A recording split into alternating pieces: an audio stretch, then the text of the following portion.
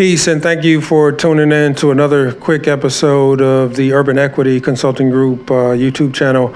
Just wanted to again pick up where we left off. If you say, hey, Moses, you're wearing the same shirt. Yes, because I'm shooting a video the same day. Cool.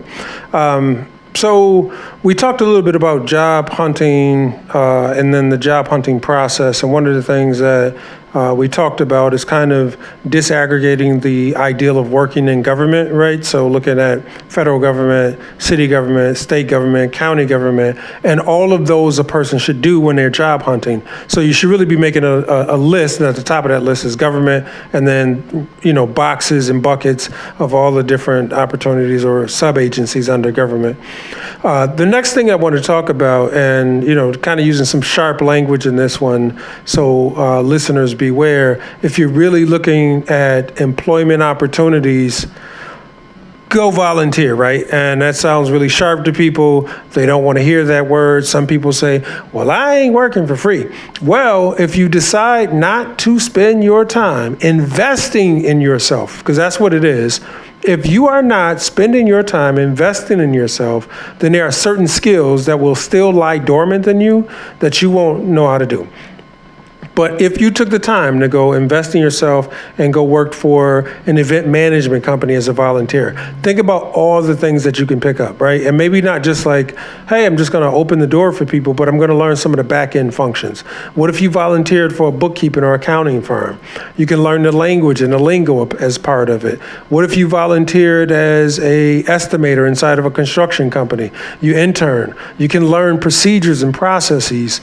Because employers and mostly businesses, they want to hire people who know how to do something. And particularly, they want to hire people who know how to do things well. So my advice to people is always go intern or volunteer, because that will get you in the door.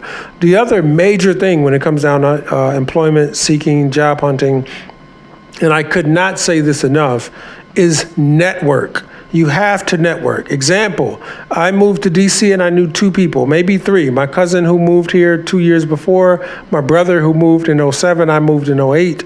And now my network is probably about 2,000, 3,000, 4,000 people. When I say it's a network, I mean, these are people I can call.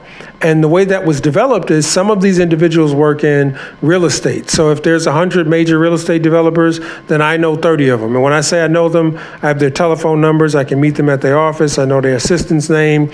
We go out to coffee, some of us, we go out to breakfast or lunch or dinner.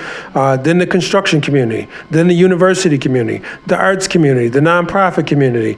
I tried to work in all of these different circles, follow up, call people, check in on people, because this is how you build a network. And I don't do it for disingenuous purposes. So not like, hey, millionaire, let me meet you so I can ask you for some money one day.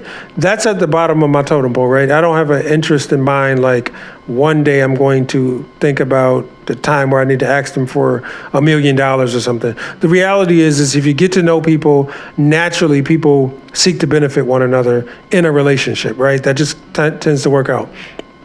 For example, a friend of mine owns one of the largest sign companies in the district, and I connected him with another friend of mine who runs a construction company. They ended up doing business together. It worked out pretty well for them. Call coming in. That's actually a friend of mine who runs a charter school. Hi, Janine. If you're watching this video, you actually were calling me. But a friend of mine just started a charter school, and we became friends through networking. So charter school leaders, I try to make sure that I'm immersed in all of these different segments: researchers communities, nonprofit communities, religious, civic, social communities, because knowing people and the benefit of knowing people is muy importante to me. Right, I'm working on my Spanish.